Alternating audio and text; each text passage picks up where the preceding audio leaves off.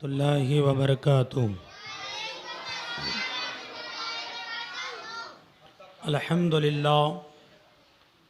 अल्हम्दुलिल्लाहिल्लज़ी फ़द्दला सय्यिदिना व मौलाना मुहम्मदिन अलल आलमीन जमीआ व अक़ामहु लिलमुज़नबीन अल-ख़त्ताईन अल-हालिकीन शफ़ीआ। अम्मा बाद फ़अऊज़ु बिल्लाहि मिनश शैतानिर रजीम। बिस्मिल्लाहिर रहमानिर रहीम। इन्नद-दीन इंदल्लाहिल इस्लाम।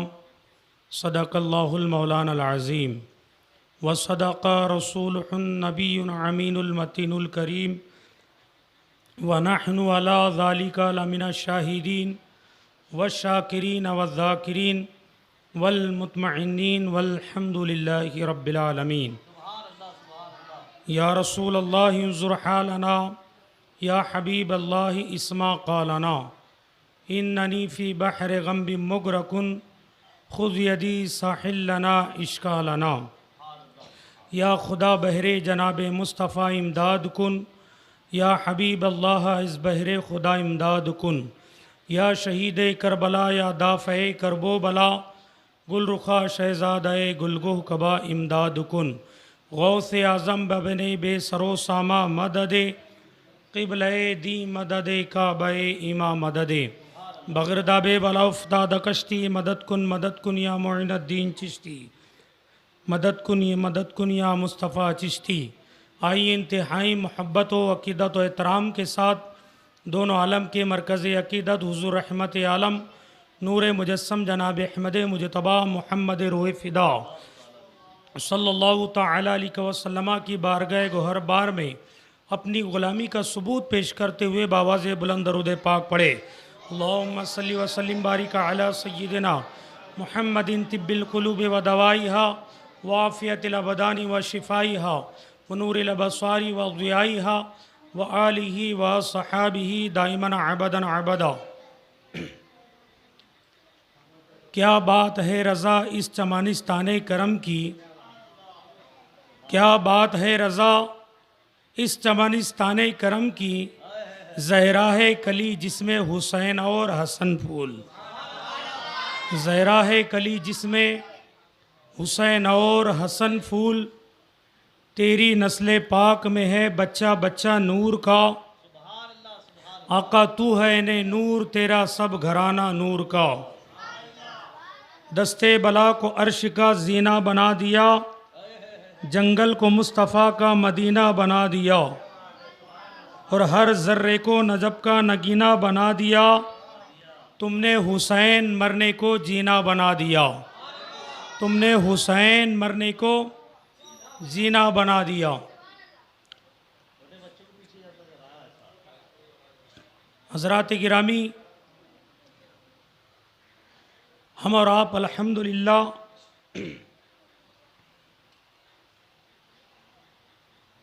ताजदारे करबोबला व बनाम याद शहीद करबोबला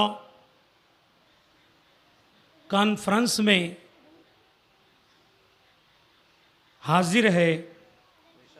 अल्हम्दुलिल्लाह ये आज की 8वीं नशिस्त है और 9वीं तारीख़ है। कल आपने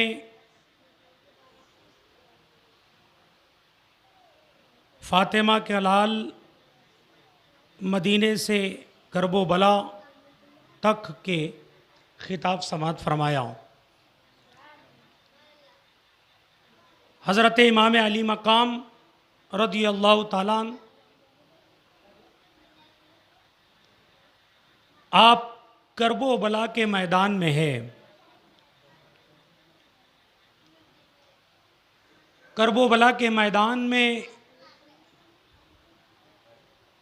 जो यजीदी लश्कर से इब्ने ज़ियाद का कासिद बनकर के हुर अपने फ़ौज के साथ में इमाम अली मकाम के पास आया था। उसने कहा, ए इमाम, आपको यहीं पर रुकना है, आगे नहीं बढ़ना है। इमाम ने कहा था कि ये ज़मीन कौन सी है, तो हुर ने कहा था इसको करबो बला कहा जाता है।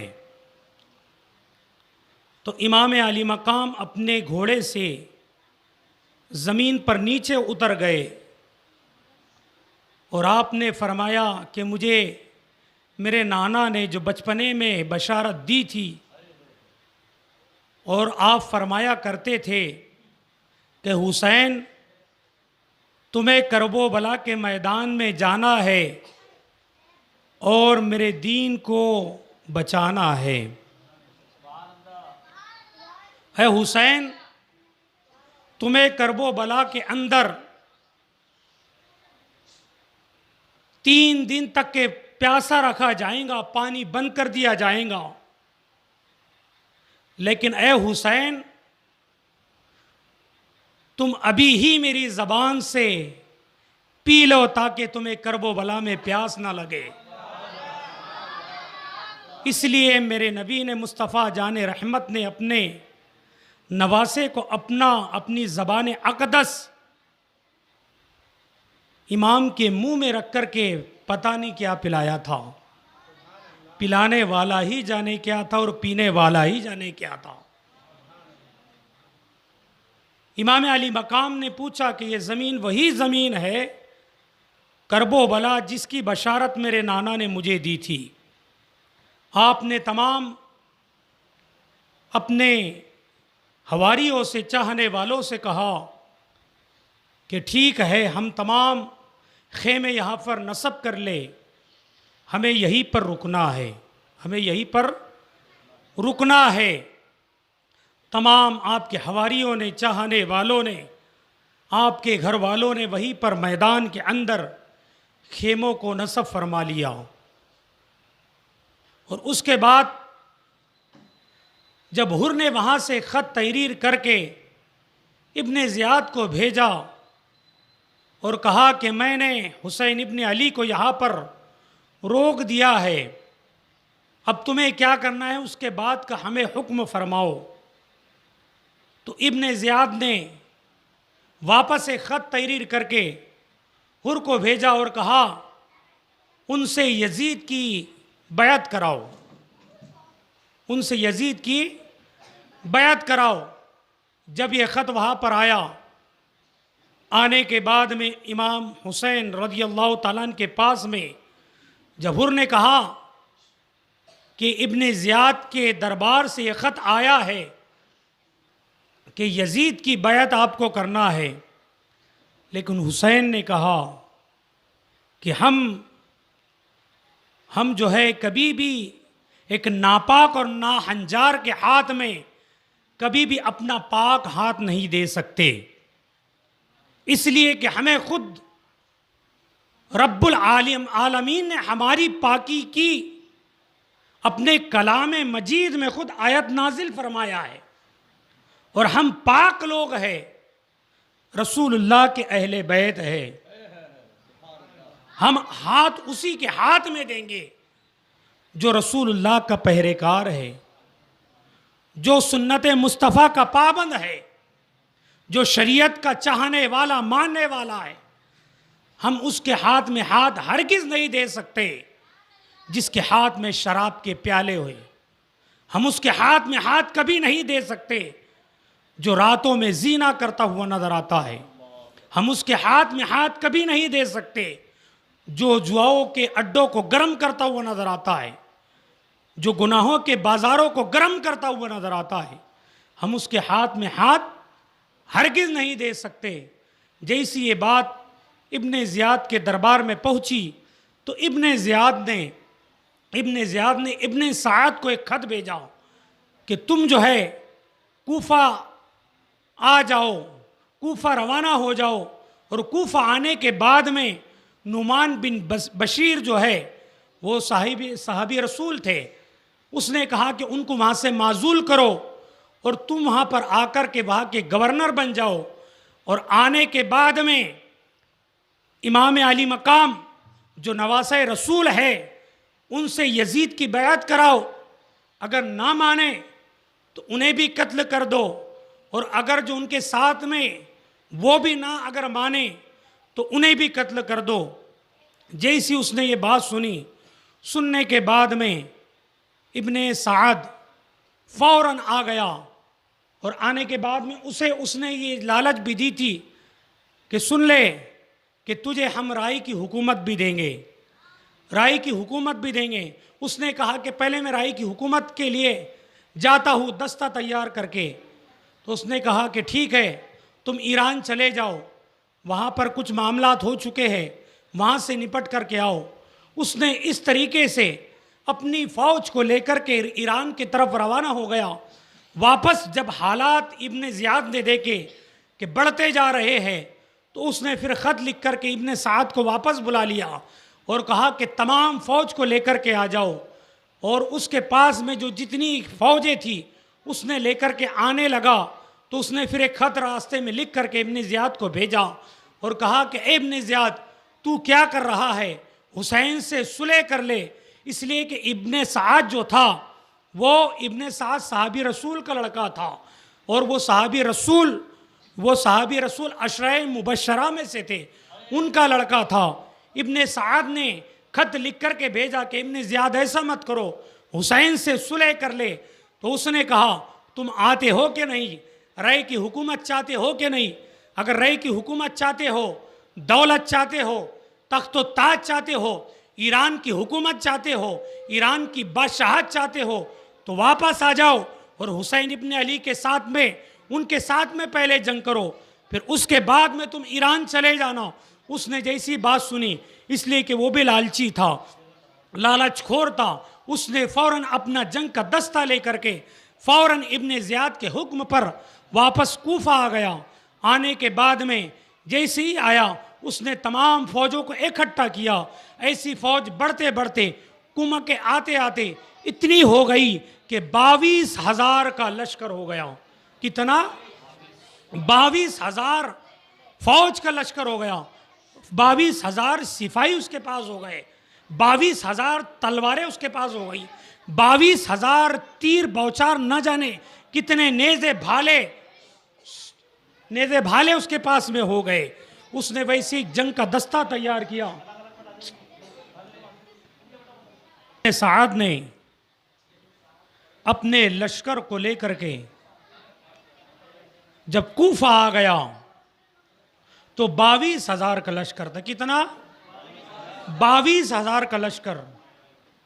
लिहाजा 22,000 का लश्कर 72 लोगों के साथ में लड़ने के लिए उसने इकट्ठा किया। और किसके कहने पर? इब्ने ज़ियाद के। किसके कहने पर किया उसने? इब्ने ज़ियाद के कहने पर। हालांकि इब्ने साद ने उससे कहा था कि इतनी फौज इन 72 के लिए तूने जमा करने का मुझे हुक्म दिया है।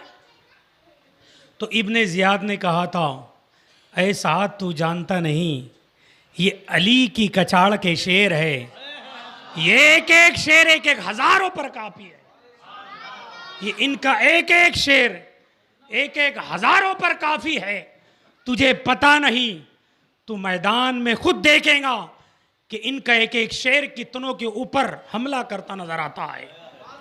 वैसे उसने इब्ने साद ने 22,000 का लश्कर तैयार किया। तैयार करने के बाद में हज़रत इमाम अली मकाम रज़ियल्लाहु ताला अन्हु के पास में उसने एक अपना आदमी भेजा और कहा कि उनसे पूछो कि आप यहाँ पर क्यों आए हैं, आपकी आने की वजह क्या है। जैसे उसका एक आदमी इमाम अली मकाम के खेमे की तरफ बढ़ा।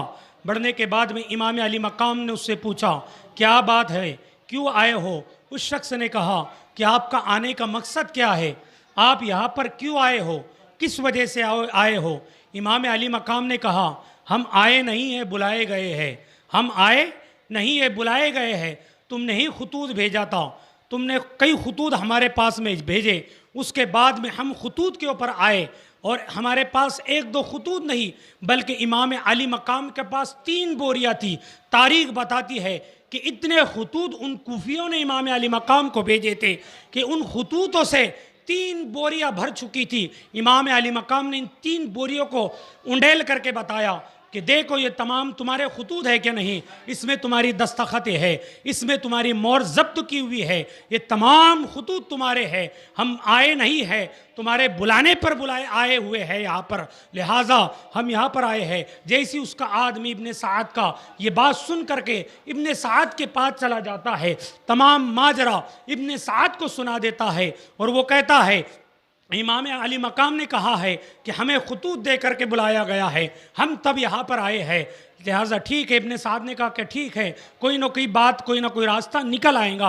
उतने में इमाम अली मकाम ने अपने कुछ लोगों को भेजा और कहो जाकर के इब्ने साद से कि मैं उससे बात करना चाहता हूँ। लिहाजा इमाम अली मकाम ने कुछ लोगों को भेजा, उन लोगों ने इब्ने साद से कहा कि सुनो सुनो, इमाम अली मकाम तुमसे बात करना चाहते हैं। इतने में इमाम अली मकाम अपने घोड़े के ऊपर सवार होकर के कुछ लोगों के साथ बढ़ रहे हैं। उधर से इब्ने साद भी अपने कुछ हवारियों के साथ में घोड़े पर बैठ करके बढ़ रहा है। तमाम लोग दूर हो गए, दोनों की गुफ्तगू होने लगी। इधर से इमाम अली मकाम, उधर से इब्ने साद, दोनों की गुफ्तगू हो रही है। काफ़ी देर तक के उन दोनों हजरात की गुफ्तगू होते रही। इधर से इमाम अली मकाम ने भी गुफ्तगू जारी रखी, उधर से इब्ने साद ने भी रखा। उसके बाद में इमाम अली मकाम की गुफ्तगू सुनने के बाद में इब्ने साद ने कहा, आप तो बड़े सुलझे आदमी मालूम होते हो, आप तो बड़े संजीदा आदमी मालूम होते हो, आप सुलह रहीमी चाहते हो, लिहाजा मुझे इस बात की खुशी है, ये इब्ने साद ने कहा, मुझे इस बात की खुशी है कि जंग भी नहीं होंगी, कुछ भी नहीं होगा, इस तरीके से सुलह हो जाएंगी। लिहाजा इमाम अली मकाम ने कहा था कि सुनो, मेरी कुछ शराइत है, उस शराइत को तुम कबूल कर लेंगे तो लिहाजा जंग भी नहीं होंगी। इब्ने साद ने कहा क्या शराइत है? इमाम अली मकाम ने कहा मेरी एक पहली शराइत यह है कि मुझे यहाँ से मेरे हवारियों के साथ में, मेरे चाहने वालों के साथ में, मेरे घर वालों के साथ में मुझे यहीं से यहाँ से जाने दो, या फिर कहीं ऐसा मकाम मुझे बता दो जहाँ पर मैं ठहर सकूँ। ये दो बातें हैं। तीसरी बात यह है कि मुझे यजीद के दरबार में जाने दो, उससे मुझे गुफ्तगू करने दो, जैसे कि मेरे भाई हसन उसके वालिद से अमीर मुआविया से गुफ्तगू उन्होंने किया था और एक रास्ता निकला था सुलह रहीमी का। लिहाजा मुझे ही वहां पर जाने दो और गुफ्तगू करने दो। उसने ये बात सुनी, सुन करके खुश होने लगा कि लिहाजा इतनी जंग भी नहीं होंगी, कत्ल भी नहीं होगा, न इब्ने रसूल का कत्ल होगा, न इधर से किसी का कत्ल होगा, इसी तरीके से सुलह रहीमी हो जाएंगी। उसकी सोच इब्ने साद की ये थी कि लिहाजा मैं ऐसे ही जंग जीत जाऊंगा, सुलह रहीमी से ही जंग जीत जाऊंगा और मुझे राय की हुकूमत भी मिल जाएंगी। उसको राय की हुकूमत का शैतान उसके जहन के ऊपर, उसके सर के ऊपर चढ़ा हुआ था। उसने ये सोच करके एक खत लिखा और उसकी भी राय पेश की, इमाम अली मकाम की भी राय पेश की, और उसने इस तरीके से इब्ने ज़ियाद के दरबार में वो ख़त रवाना कर दिया और कहा इमाम अली मकाम सुलह रहीमी चाहते हैं, लिहाजा इस तरीके से शोला भी बुझ जाएगा, आग भी नहीं भड़केंगी, जंग भी नहीं होंगी, सुलह रहीमी चाहते हैं। वो बहुत सुलझे हुए आदमी है, वो लिहाजा अमन पसंद आदमी है। ऐ इब्ने ज़ियाद तू जंग मत कर और मुझे हुक्म दे दे, मैं इनसे जंग नहीं करता हो, वो सुलह रहीमी फरमा लेंगे, लिहाजा यहीं पर मामला ख़त्म हो जाएगा। इब्ने ज़ियाद ने भी इस बात को मान लिया था। इब्ने ज़ियाद ने ख़त देखा और उसने भी कहा कि ठीक है कोई बात नहीं, जब सुलह रहीमी से ही मामला निपट रहा है। लेकिन वहाँ पर एक शख्स एक बैठा हुआ था जो नाहंजार था, शैतान सिपस आदमी था, शिमर जिन जोशन जिसका नाम था, जो शिमर था। उसने जैसी ही बात सुनी खड़ा हो गया, तिलमिला गया। उसने कहा ए इब्ने ज़ियाद तू ये क्या कर रहा है, ऐसा मत करो, अगर तू यहाँ से उन्हें जाने देगा, इमाम अली मकाम को, उनके काफले को अगर जाने देगा तो ये क्या करेंगे तुझे मालूम नहीं, इनकी ताकत और बढ़ जाएंगी, लोग इनके हाथ में हाथ देकर के बैत कर लेंगे, लोग इनके हो जाएंगे। पूरा मदीना क्या बल्कि पूरा कूफा और पूरा बगदाद इनका होता हुआ नजर आएगा, पूरा शाम इनका होता हुआ नजर आएगा, पूरा ईरान इनका होता हुआ नजर आएगा। ऐ इब्ने ज़ियाद तू क्या कर रहा है, सोच तो सही, वो अभी आए हैं, उनको जाने मत देना, उनके हवारियों को, इनको तमाम लोगों को तुझे झुकाना होगा, उससे तेरी बैत कराना होगी। अभी ही ये वक्त है, अभी ही तुझे वक्त का फायदा उठाना पड़ेगा। उस मरदूस शिमर ने ये जुमले कहे थे। इब्ने ज़ियाद ने जैसे उसके जुमले सुना, उसके बाद में फिर शिमर ने देखा कि इब्ने ज़ियाद ऐसे लिहाजा मानने वाला नहीं है। फिर शिमर की उसने इब्ने साद की बुराई कर दी। शिमर ने उसने कहा मुझे खबर मिली है कि इब्ने साद जो है इमाम हुसैन के साथ उठता बैठता है और उनकी गुफ्तगू को सुनता भी है, खुश भी होता है, उनकी बैठक का आदमी है, उनकी सोबत का आदमी है। हो सकता है इमाम अली मकाम की सोबत उसके ऊपर पड़ गई होंगी। ऐसा मत कर इब्ने ज़ियाद, अपनी हुकूमत को देख, अपने तख्त व ताज को देख जो तूने बड़ी दिनों के बाद में पाया है, लिहाजा इस तख्त को बचा ले। जैसे इब्ने ज़ियाद ने यह बात सुना, उसने कहा ए सिमर, तूने सही कहा, मैं तेरी बात से इत्तेफाक करता हूँ, मैं तेरी बात पर मुत्तफिक हूँ, तूने सही कहा। उसने एक खत लिखा और लिखने के बाद में उसने ख़त में ये लिखा कि इब्ने साद, लिहाजा तुझे इमाम से जंग करना होगी, उनको तुझे लिहाजा बैत पर आमादा करना होगा। अगर वो बैत ना करे तो उनको भी कत्ल करना पड़ेगा, सबको भी कत्ल करना पड़ेगा। और उसने शिमर के हाथों वो ख़त दे दिया, वो जो मर्दू शिमर बैठा हुआ था उसके हाथ में ख़त दिया और कहा कि तू ही जा और जाकर के ये इब्ने साद के हाथ में ख़त दे दे। अगर इब्ने साद इस बात पर आमादा नहीं होता तो सबसे पहले उसका सर काटकर मेरे दरबार में भेजना, बाद में इमाम अली मकाम का काम तमाम करना माअज़ल्लाह, उसके बाद में उनके तमाम लोगों का काम तमाम करना माअज़ल्लाह। इस तरीके से शिमर जो है खत लेकर के कूफा पहुंचता है। पहुंचने के बाद में इब्ने साद देखता है कि शिमर आया है। जैसी शिमर आने के बाद में शिमर से इब्ने साद पूछता है क्या बात है, क्यों आए हो? तो शिमर कहता है ये इब्ने ज़ियाद का खत है, इसको पढ़ लो। जैसी इब्ने साद ने खत पढ़ा उसमें लिखा था कि ऐस इब्ने साद, लिहाजा इमाम अली मकाम से बैत लो यजीद की, और बैत लेने के बाद अगर वो बैत नहीं लेते हैं उन्हें भी कत्ल कर दो, उनके हवारियों को भी कत्ल कर दो, उनके तमाम चाहने वालों को कत्ल कर दो। और उसमें लिखा था ऐ इब्ने साद, अगर तू ऐसा नहीं करता न तुझे रय की हुकूमत मिलेगी, न तुझे ईरान की हुकूमत मिलेगी। इस तरीके से इब्ने साद ने देखा और सिमर से कहा तू बड़ा कमबख्त आदमी है, तू बड़ा बदबख्त आदमी है, तू मुझे जंग पर आमादा कर रहा है। इब्ने रसूल का खून बहाने के ताल्लुक से मुझे पता है कि तूने ही इब्ने ज़ियाद को ये मशवरा दिया होगा, तूने ही इब्ने ज़ियाद को आमादा किया होगा इस बात के ऊपर। लेकिन इब्ने ज़ियाद तो मान सकता था, लेकिन तेरी ही ये नाहंजार पना है, तेरा ही ये शैतान पना है। लिहाजा उसने कहा लिहाजा सब बातों को छोड़ो। शिमर ने कहा इब्ने साद से सब बातों को छोड़ो, लिहाजा दस्ता मेरे हाथ में देते हो, ये इमाम हुसैन को बैत पर आमादा करते हो। उसने उसको भी लालूस थी, उसको भी राय की हुकूमत की लालूस थी, ईरान के तख्त व ताज की लालूस थी इब्ने साद को। उसने कहा मैं आसानी से दस्ते की कमान तेरे हाथ में नहीं दूंगा, बल्कि मैं ही ये काम तमाम करूंगा माअज़ल्लाह। उसने भी यही ठान लिया। उसने कहा कि ठीक है मैं जंग सुबह करूंगा, कल करूंगा। इतने में उसने जैसे ही देखा कि उसको पता चला कि इमाम अली मकाम है और शिमर इस तरीके से मरदूद वहीं पर मौजूद था और इब्ने साद को बार बार कुछ ना कुछ मशवरे देता हुआ नजर आता था। कहता था ये बहुत बहादुर है, ये अली की कचाड़ के शेर है, इनसे लड़ना आसान नहीं है, इनके पास में जाना आसान नहीं है, इनसे नज़रों में नज़र मिलाना आसान नहीं है, सोच समझ करके फैसला करना।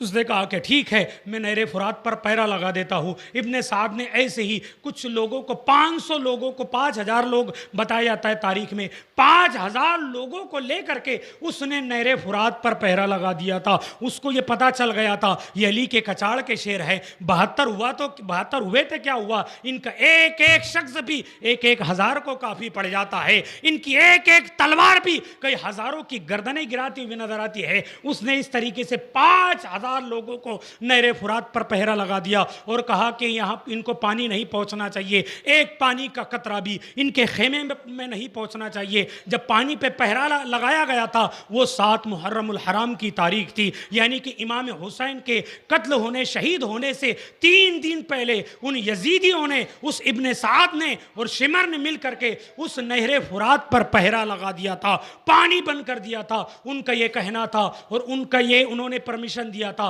कि कुत्ते पानी पी सकते हैं, जानवर पानी पी सकते हैं, चरिंद परिंद पानी पी सकते हैं, लेकिन इब्ने अली पानी नहीं पी सकता, रसूलुल्लाह का ख़ानदान पानी नहीं पी सकता, हुसैन का हवारी कोई पानी यहाँ से एक बूंद क्या एक कतरा भी नहीं ले जा सकता। उन यजीदियों ने सबसे पहला जुल्म ये उनके ऊपर किया था, अहले बैत अतहार व मुतारात पर, उन हुसैनियों पर, उन इब्ने रसूल पर उन्होंने सबसे पहला जुर्म जो किया था और जुल्म जो किया था वो सबसे पहला ये था कि उनके ऊपर पानी बन रखा था, उनके ऊपर पानी बन रखा था। लेकिन मेरे दोस्तों, हुसैन, तुम्हें तो पता है कि हुसैन को ने उनके नाना ने कितना पिला दिया था, बोलो ना सुभान अल्लाह। और हुसैन पानी के मोहताज नहीं थे, न हुसैन ही पानी के मोहताज थे, न हुसैन पानी के मोहताज थे, न हुसैन ही पानी के मोहताज थे, बल्कि पानी खुद हुसैन का मोहताज था, पानी खुद हुसैनियों का मोहताज था। आज भी आप मैदान करबला में जाकर के देखें, आज भी जाकर के देखें तो जो नेट के ऊपर लोग देखते हैं कि हज़रत अब्बास अलंबरदार, सुभान अल्लाह, और कई ऐसे शोधाए करबो बला है जिनके मज़ार खोले गए तो आज भी नहरे फुराद उनके मज़ारों का तवाफ करता हुआ नजर आता है, आज भी उनके मज़ारों का तवाफ नहरे फुराद करता हुआ नजर आता है। लेकिन ए नहरे फुराद, तेरी बदकिस्मती थी कि तुझे हुसैन ने नहीं चुना। लोग कहते हैं कि उनके ऊपर पानी बन किया गया था, हुसैन पर पानी बन कर दिया गया था, हुसैनियों पर पानी बन कर दिया गया था।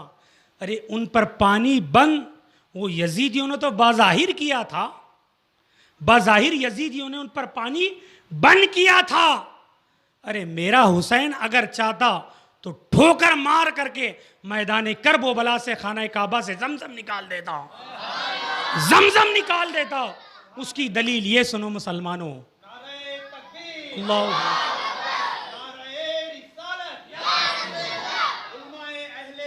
जिंदा। उसकी दलील मैं आपको एक तारीख और एक बुजुर्गों के हवाले से देना चाहता हूँ कि हज़रत मुजद्दिद अल्फ़सानी रज़ी अल्लाह ताला अन्हु, हज़रत मुजद्दिद अल्फ़सानी रज़ी अल्लाह ताला अन्हु, जिनका मज़ार सर हिंद यानी पंजाब के अंदर है। अल्हम्दुलिल्लाह इस फ़कीर की भी वहाँ पर हाज़िरी हुई, तो मैंने एक वहाँ पर मुशाहिदा किया। वहाँ पर जब हाज़िरी दिया, हाज़िरी करके उनके दरवाज़े में बाहर आया तो कुछ लोगों ने कहा जमजम पी लो, कुछ लोगों ने क्या कहा, जमजम पी लो। मैंने कहा यहाँ जमजम कहाँ से आ गया, मैंने कहा यहाँ जमजम कहाँ से आ गया। इसलिए मुझे वो वहाँ की वो तारीख पता नहीं थी पहले, इसलिए मैंने वो वहाँ की तारीख वो वाक़ये को नहीं पढ़ा था। मैंने पूछा ये जमजम कहाँ से आ गया, तो उन लोगों ने कहा कि जमजम यहाँ पर आया है, इसको पी लो। मैंने कहा बगैर दलील के तो हम कोई काम नहीं करते, बगैर दलील के हम कोई काम नहीं करते, मुझे कोई दलील चाहिए कि जमजम यहाँ पर आया कहाँ से। उन्होंने कहा यहाँ पर एक जमजम का कुआं है जो हज़रत के मज़ार के बिल्कुल बाजू में हुजरे के पास, और ये देखिए कुआं है, यहाँ से जमजम ऊपर आता है, लोग इसे पीते हैं। मैंने कहा ये जमजम ही है, तुम्हें कैसे पता। उन्होंने कहा हमें पता नहीं, यहाँ पर दुनिया के कई लोग आकर के इसे टेस्ट करके चले गए, ये जमजम का ही पानी है। इस इलाके का भी पानी जमा किया गया था और जमजम भी लाया गया था, मक्के शरीफ का जमजम। और ये जमजम जब तीनों पानी को टेस्ट किया गया था तो मक्के शरीफ का जमजम और हजरत के कुएं का जमजम एक पानी नजर आ रहा था। उसका स्वाद भी वही, उसका टेस्ट भी वही, उसकी मिठास भी वही, और जो इस इलाके का पानी था सबसे अलग था। तो ये वो जमजम है। मैंने कहा फिर इसकी वाकया क्या है। उन्होंने कहा बाहर से किताब खरीद लो, पता चल जाएगा। फिर मुझे तो शौक़ था अल्हम्दुलिल्लाह, मैंने बाहर से वो किताब ख़रीदी। ख़रीदने के बाद में पहले उससे हुजरे में पढ़ा तो वो वाक़या मुझे उसमें नज़र आया कि हज़रत मुजद्दिद अल्फ़सानी जब खाना काबा का तवाफ़ कर रहे थे, तवाफ़ करने के बाद में फिर आप जमज़म पी रहे थे, तो आपकी तस्बीह मुबारक आपके हाथों में थी, जमज़म पिया, फिर हाथ डाला तो आपकी तस्बीह जो है जमज़म के कुएं में गिर गई थी, जमज़म के कुएं में गिर गई थी। हज़रत को पता नहीं कि मेरी तस्बीह गिर गई, इसलिए कि वहाँ जो जाता है, और वो तो अल्लाह वाले थे, आरिफ बिल्लाह, मुजद्दिद, वली कामिल, उन्हें तो खुद उनकी जो मस्ती में रहते हैं खुद खबर नहीं होती कि अपने जिस्म का कहाँ है क्या है, खुदा के दरबार में हाजिर है।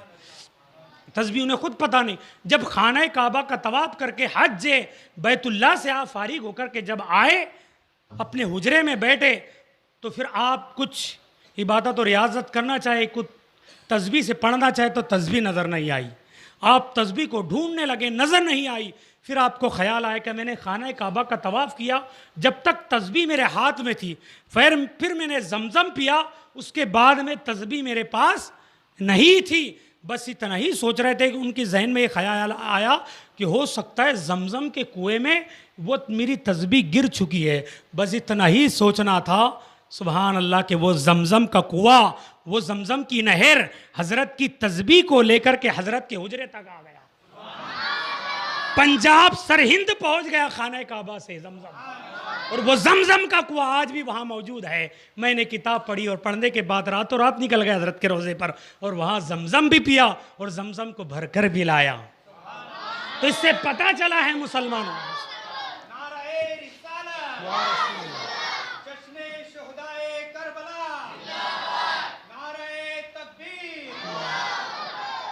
हुसैन के गुलामों का यह आलम है कि जो खाना काबा से जमजम को अपने पास बुला ले, तो क्या मेरा हुसैन करबो बला में जमजम नहीं निकाल सकता था? कि मेरा हुसैन करबो बला में अली असगर के लिए कि जमजम नहीं बुला सकता था? लेकिन वहां करामत दिखाना मकसूद नहीं था, वहां इस्तिकामत बताना मकसूद था। इस्तिकामत बताना वहां पर मकसूद था। इस तरीके से उन लोगों ने, नहंजारों ने, शैतानों ने, यजीदियों ने इमाम अली मकाम पर, हुसैन अलैहिस्सलाम पर और उनके तमाम हुसैनियों पर पानी बंद कर दिया, पानी बंद कर दिया। इस तरीके से जैसे ही उसने अपनी फ़ौज को हुक्म दिया, इब्ने ज़ियाद ने फ़ौज को हुक्म दिया, इब्ने साद ने फ़ौज को हुक्म दिया कि अब तुम हमले के लिए तैयार हो जाओ। इसलिए कि वो बड़ा लालचखोर था, वो सोच रहा था शिमर आ गया, बहुत बड़ा फितना है, बहुत बड़ा फितना, ये शिमर आ गया। अगर मैंने जल्दी ये काम नहीं किया तो शिमर यजीद को जाकर के, इब्ने ज़ियाद को जाकर के, यजीद को जाकर दोनों को भड़का देगा, बहका देगा मेरे ताल्लुक़ से, और ये हुकूमत भी मेरे हाथ में से छिनी जाएंगी। उसने फ़ौरन हुक्म दे दिया हमले का। शाम होने लगी थी, उसने हुक्म दे दिया हमला करो। इस तरीके से तमाम उसके फ़ौजी जो है खैमा हुसैन के तरफ मैदान करबो बला में बढ़ते हुए नजर आए। चीख की आवाज़ आने लगी, तमाम शोर गुल की आवाज़ आने लगी। तो हज़रत ज़ैनब जो इमाम अली मकाम की बहन है, हमशीरा है, उनके कानों में जब ये आवाज़ पहुँची तो वो फ़ौरन ख़ैमा हुसैन की तरफ दौड़ती हुई आई और पर्दे में कहा, ए हुसैन इब्ने अली, क्या कर रहे हो? हज़रत इमाम अली मकाम तलवार को हाथ में ज़मीन पर रख करके, अपने घुटनों के ऊपर सर रख करके, आपकी आग लग गई थी, आप सो गए थे, और सोने के बाद में जैसे ही आपने बहन की आवाज़ सुनी, आपने आँख खोल दिया और कहा, बहन क्या बात है? ज़ैनब ने कहा कि भाई जान, कुछ लोगों की आशोर गुल की आवाज़ आ रही है, लिहाजा यजीद हो सकते हैं, वो हमारे खेमों की तरफ बढ़ते हुए नज़र आ रहे हैं। हज़रत इमाम हुसैन अलैहिस्सलाम ने कहा, अय बहन, मैं सो गया था, मेरी आँख लग गई थी। आँख लगना क्या था कि नाना जान मेरे ख्वाब में आ गए थे, नाना जान मेरे ख्वाब में आ गए थे। मैंने नाना जान को तमाम वाक़या सुनाया जो अपने ऊपर गम और आलम मुसीबतें आई है, मैंने नाना जान को सुनाया। नाना जान ने कहा कि बेटा हुसैन, घबराओ मत, नहीं, कुछ ही देर के बाद तुम मेरे पास चले आओगे। जैसी बहन ज़ैनब ने ये बात सुनी, ज़ारो कतार रोने लगी, आहोजारी करने लगी। इमाम अली मकाम ने कहा, बहन घबराओ मत, सब्र करो, इसलिए कि हम सब्र करने वाले साबिर लोग हैं, हम साबिर लोग हैं। अल्लाह ने खुद फरमाया है, बहन, इन्नल्लाह मा साबिरीन, अल्लाह सब्र करने वालों के साथ है। ऐ बहन घबराओ मत, अल्लाह हमारे साथ में है, अल्लाह हमारे साथ में है। उतने में हज़रत अब्बास सलम बरदार, हज़रत इमाम अली मकाम के पास आते हैं और कहते हैं कि यजीदी इधर बढ़ रहे हैं, अरे भाई क्या किया जाए। हज़रत इमाम अली मकाम ने कहा कि ठीक हो, उनके पास जाकर के कहो अभी शाम हुई है, लिहाजा शाम हुई है, हमें एक रात की मोहलत दी जाए, हमें एक रात चाहिए, हम उस रात में इबादत करेंगे, नवाफिल अदा करेंगे और इस तरीके से तौबा इस्तग़फ़ार करेंगे, इस तरीके से हम हमारे विरदो वज़ाइफ करते हुए नजर आएंगे। उनसे जाकर के कहो ए भाई अब्बास। हज़रत अब्बास अलम बरदार वैसे ही अपना घोड़ा दौड़ा करके उन यजीदियों के पास में पहुंचते हैं और कहते हैं कि सुनो सुनो, अभी शाम हो रही है, रात होने वाली है, लिहाजा हमें एक रात की मोहलत दी जाए, हमें एक रात दी जाए ताकि हम इस रात में लिहाजा कुछ कर सके, हम कुछ पढ़ सके, इबादतें कर सके, बाद में हम सुबह होने के बाद में जब देखेंगे। उन्होंने इनकी बात को मान लिया। इब्ने साद ने कहा कि ठीक है पीछे हो जाओ। तमाम इब्ने साद का लश्कर जो है वो पीछे हट गया। उतने में हज़रत अब्बास अलमबरदार आकर के भाई को ये वाक़या सुनाते हैं, कहते कि हाँ भाई वो मान गए हैं, अब रात होने वाली है। इमाम अली मकाम ने तमाम लोगों को अपने खेमे में इकट्ठा किया। इकट्ठा करने के बाद में कहा ऐ मेरे चाहने वालों, ऐ मेरे हवारियों, मैं जानता हूँ तुम अपनी जानें लेकर के, अपनी औलादें लेकर के, लिहाजा तुम यहाँ पर करबो बला में आए हो और तुम्हें पता भी है यहाँ पर ये यजीद जो है हमारे खून के प्यासे है, ये यजीद जो है हमें कत्ल करेंगे, तुम्हें सब कुछ पता है। और इनके पास में जो लश्कर तुम देख रहे हो ये भी तुम्हें पता है कि 22,000 का लश्कर है, तुम्हें ये भी पता है। उन लोगों ने कहा हाँ इमाम, हमको सब कुछ पता है, हम सब देख रहे हैं, लेकिन ए इमाम हम तुम्हें तन्हा लड़ने नहीं देंगे, हम तुम्हारे आगे पहले लड़ेंगे, बाकी तुम हमारे पीछे होंगे। इमाम ने कहा कि नहीं नहीं, लिहाजा तुम मेरे चाहने वालों हो, मैं भी तुम्हें चाहता हूँ, लेकिन ए लोगों ये यजीद जो है, इब्ने साद जो है और यजीद जो है और इब्ने ज़ियाद जो है और शिमर जो है मेरे खून का प्यासा है, ये तुम्हारे खून का प्यासा नहीं है। अगर मैं पहले चल गया, अगर मैं जंग में पहले उतर गया तो ये मेरा खून करके तुम्हें कुछ भी नहीं करेगा, मुझे पहले जाने दो। तुम लोग जो है अपने घर पर चले जाओ, मदीना चले जाओ, मैं कुछ नहीं बोलूँगा, मैं कुछ नहीं करूँगा। लोगों के आंखों में आंसू तारी हो गए, कहने लगे हुसैन हमने तुम्हें मदीने में तो अकेला नहीं छोड़ा था, यहाँ पर हम कैसे अकेले छोड़ेंगे? अरे हुसैन हम तुम्हें अकेले नहीं जाने देंगे, सबसे पहले हम होंगे, बाद में तुम हमारे पीछे होंगे। अरे हुसैन पहले यजीदियों को हमसे सामना करना पड़ेगा, बाद में हुसैन तुमसे। अरे हुसैन पहले हम आगे बढ़ेंगे। हुसैन ने कहा नहीं नहीं, वो मेरे खून के प्यासे है, तुम चले जाओ। अगर तुम ये समझते हो कि हुसैन के सामने अगर इस चराग की रोशनी में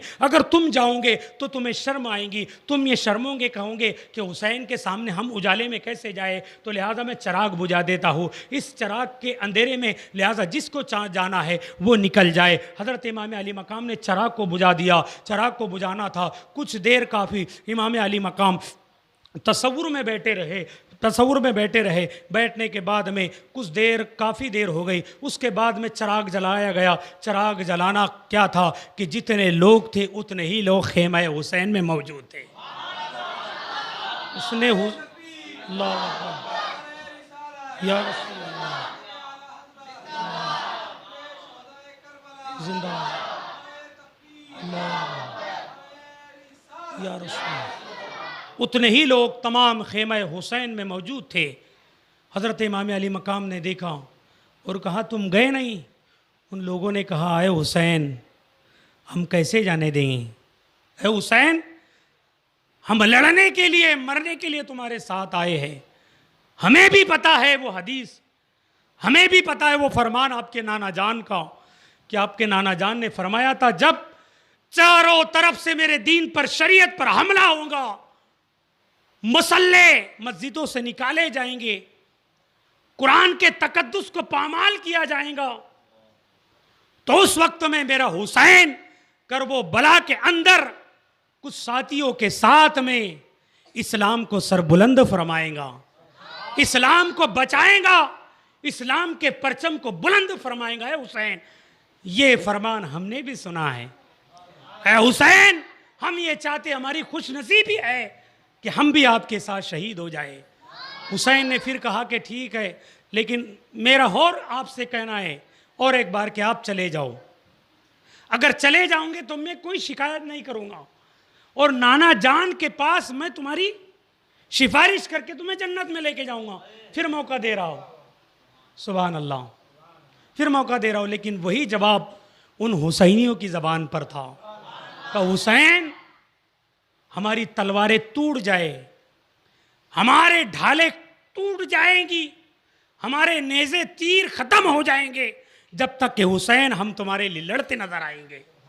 है हुसैन, हम मैदान में तुम्हारे लिए लड़ते हुए नजर आएंगे। मेरे दोस्त, तो क्या जिगर था वो हुसैनियों का। तभी तो इब्ने ज़ियाद ने इब्ने साद से कहा था कि उनका एक एक जवान एक एक हज़ार पर भारी है, एक एक हज़ार पर भारी है। उस मरदूद ने पानी बन करके ये सोचा था कि इनमें ताकत नहीं रहेंगी, हमसे लड़ नहीं पाएंगे। लेकिन मेरे दोस्तों, उनके जिगरों के अंदर मुकद्दस माओ का खून गर्दिश कर रहा था, उनके हलकून में मुकद्दस माओ का दूध उतरा हुआ था, उनके जिस्म में हलाल लुकमा गर्दिश कर रहा था। सुभान अल्लाह। तो वो कैसे हार मान जाते, वो कैसे अपनी तलवारों को पीछे कर लेते, वो कैसे अपने घोड़ों को पीछे करते हुए नजर आते। लिहाजा उन लोगों ने इमाम हुसैन का साथ देना चाहा, और वो हुसैन सुभान अल्लाह करबो बला के मैदान में है, खाना भी बंद है, पानी भी बंद है, लेकिन तमाम हुसैनी उन्होंने हार नहीं माना, उन्होंने इमाम हुसैन का साथ दिया। करबो बला के मैदान में इमाम अली मकाम का उन लोगों ने डट करके जम करके साथ दिया। इस तरीके से रात होने लगी। रात होने के बाद में इमाम अली मकाम ने तमाम मस्तूरात को कहा कि कुरान की तिलावत किया जाए, कुरान की तिलावत किया जाए, कुरान पढ़ा जाए, रात भर कुरान की तिलावत होना चाहिए, रात भर कुरान की तिलावत होना चाहिए। मेरे दोस्तों, कुरान की तिलावत वो तिलावत है सुभान अल्लाह कि कुरान की तिलावत ने बड़े बड़े यहूदियों के ईसाइयों को किलों को फतेह फरमा दिया। वो कुरान की तिलावत, एक किला मोहम्मद बिन कासिम फतेह करने वाले थे, फतेह नहीं हो रहा था, रात हुई, रात होना थी। मोहम्मद बिन कासिम ने तमाम लोगों से कहा कि कुरान की तिलावत की जाए, रात भर कुरान की तिलावत करो और सुबह उठ करके किला फतेह कर लो। जब तमाम खेमों से तिलावत कुरान मजीद बुलंद होने लगी तो मोहम्मद बिन कासिम ने रात में ही कह दिया था कि हमने किला फतेह कर लिया, हमने किला फतेह कर लिया। लोगों ने कहा अभी तो सुबह भी नहीं हुई, हमने जंग भी नहीं किया और किला कैसे फतेह हो गया, आप कह रहे हैं। उन्होंने कहा सुभान अल्लाह, उन्होंने कहा कि मैंने हदीस सुनी है कि जो शख्स कुरान मुकद्दस के पढ़ने का पाबंद होता है, सुभान अल्लाह, कुरान मुकद्दस पढ़ने का पाबंद होता है, वो हर जंग के हर मुहिम को जीत लेता है, हर मुहिम में कामयाब होता हुआ नजर आता है। और वही हुआ जब सुबह हुई, हजरत मोहम्मद बिन कासिम ने अपने तमाम लश्कर को लेकर के उस किले पर चढ़ाई की और वो किला फतेह हो गया, वहां पर इस्लाम का झंडा लहराता नजर। तो मेरे दोस्तों, कुरान की तिलावत बहुत कुरान की तिलावत है, कुरान की तिलावत हम भी करते रहे। कुरान की तिलावत 9वीं मुहर्रमुल हराम यानी 10वीं मुहर्रमुल हराम की शब में तमाम खेमे हुसैन में कुरान की तिलावत हो रही थी, कुरान की तिलावत हो रही थी। और हर जंग में, इस्लामी जंग के अंदर तमाम सहाबा और तमाम मुजाहिदीन कुरान की तिलावत किया करते थे। सुभान अल्लाह, कुरान की तिलावत करते थे। कई कई ऐसे मुजाहिदीन, तारीख में आता है कि मुजाहिदीन कुरान पढ़ते पढ़ते तलवारें भी चलाते थे और कई जंगों को, कई किलों को फतेह करते हुए नजर आते थे। ये कुरान की बरकतें हैं, ये कुरान की चाशनी है, ये कुरान की ताकत है। मुसलमानों, कुरान पढ़ो। एक हदीस पर यहीं पर गुफ्तगू ख़त्म। कल के दिन फिर शहादतें शुरू हो जाएंगी। कल की 9वीं है तो कल की भी कल शहादत शुरू हो जाएंगी और 10वीं को इमाम हुसैन की शहादत मुकर्रिर खुसूसी करेंगे और माँ बादे करबला। ठीक है, ये हमारा मौजू इस तरीके से रहेगा। कल के दिन जो आपके जो चाहने वाले जो भी है उनकी शहादतें कल हो जाएंगी और परसों इमाम हुसैन की शहादत और माँ बादे करबला का वाक़या आप सुनेंगे। एक मरतबा हमारे नबी मुस्तफ़ा जान रहमत सल्लल्लाहु तआला अलैहि वसल्लम आखिरी हज के मौके पर हज्जतुल विदा, हज्जतुल विदा के मौके पर आपने खुतबा इरशाद फरमाया। वो खुतबा बड़ा मशहूर है। मेरे नबी ने खुतबे में फरमाया था कि मैं तुम्हारे दरमियान दो चीज़ें छोड़ करके जा रहा हूँ, तुम्हारे दरमियान दो चीज़ें छोड़ करके जा रहा हूँ। एक कुरान मुकद्दस है और दूसरी मेरी अहले बैत। एक कुरान मुकद्दस है और दूसरी मेरी अहले बैत। और मेरे नबी ने इस पर बस नहीं फरमाया, बल्कि मेरे नबी ने आगे और इरशाद फरमाया। मेरे नबी ने फरमाया कि जिसने भी इन दोनों का दामन पकड़े रहा वो कामयाब रहा, और जिसने इनका दामन छोड़ दिया वो गुमराह हो गया। अल्लाह अल्लाह, वो गुमराह हो गया।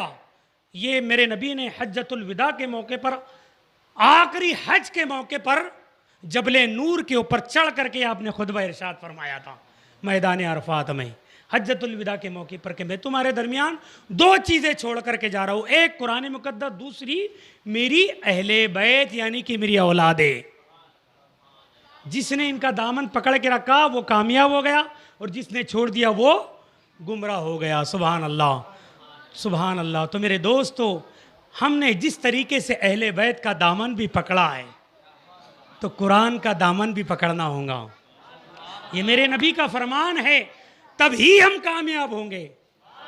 यही तो मुजाहिदों की तारीख थी कि उन्होंने अहले बैत का भी दामन पकड़े रखा था, कुरान का भी दामन पकड़े रखा था, और कई किले फतेह कर लिया था। सुभान अल्लाह। हजरत सैयद अली मीरा दातार, सुभान अल्लाह, जब मांडोगढ़ का किला फतेह नहीं हो रहा था, मांडोगढ़ का किला फतेह नहीं हो रहा था, जब गुजरात सैयद अली मीरा दातार पहुँचे थे, पहुँचने के बाद वहाँ के अहमदाबाद के बादशाह ने जैसी सुना कि ये इब्ने रसूल है, रसूलुल्लाह की औलाद है, तो ताज़ीमन उसने ताज़ीम किया, और एक खित्ते का आपको, वहाँ का एक इलाके का आपको हाकिम भी बना दिया। वो जगह का हाकिम बनाया जहाँ पर बहुत सारी सब्जियाँ, फल फ्रूट होते थे, ताकि वहाँ पर ये रसूलुल्लाह की औलाद वहाँ पर फलते रहे, फूलते रहे। और वे वक्त भी आया कि उस बादशाह ने पहले सैयद अली मीरा दातार, जब किले फतेह नहीं हो रहा था, वाकई तो बहुत लंबा है, सैयद अली मीरा दातार को हुक्म दिया था कि तुम जाओ, और वो किले फतेह हो गया था। कई महीनों से वो किले, बल्कि बताता एक साल गुजर गया था, वो मांडोगढ़ का किला ही नहीं फतेह हो रहा था, लेकिन सैयद अली मीरा दातार गए। सुभान अल्लाह। तो वो किला फतह हो गया। तो इसलिए उन लोगों ने, मुजाहिदों ने भी, बादशाहों ने भी, उन्होंने भी अहले बैत का भी दामन थामा हुआ था, और कुरान का भी दामन थामा। तो मुसलमानों, अगर कामयाबी चाहते हो तो अहले बैत का भी दामन पकड़े रखो, कुरान का भी दामन पकड़े रखो। ये फरमान रसूल है, तो तब तुम कामयाब होते हुए नजर आओगे, नहीं तो गुमराह हो जाओगे। दोनों में से एक का भी दामन छोड़ दिया तो गुमराह। ये रसूलुल्लाह का फरमान है, रसूलुल्लाह का फरमान है। इस फरमान पर कायम रखो। अल्लाह रब्बुल इज़्ज़त से दुआ है कि मौला करीम हम सबको नेक अमल करने की तौफीक रफ़ीक अता फरमाए। दौरान गुफ्तगू मौला मुझसे जो कुछ भी बोलने में और आपसे सुनने में जो ख़ता गलती लग्जिश हुई, मौला माफ़ फरमाए। तमाम हज़रात मेरे साथ मिलकर के पढ़ ले, अस्तग़फ़िरुल्लाह रब्बी मिन कुल्ली ज़ंबिन व अतूबु इलैह, अशहदु अल्ला इलाहा इल्लल्लाह व अशहदु अन्न मुहम्मदन अब्दुहु व रसूलुहु व मा अलैना इल्लल बलाग। अस्सलामु अलैकुम।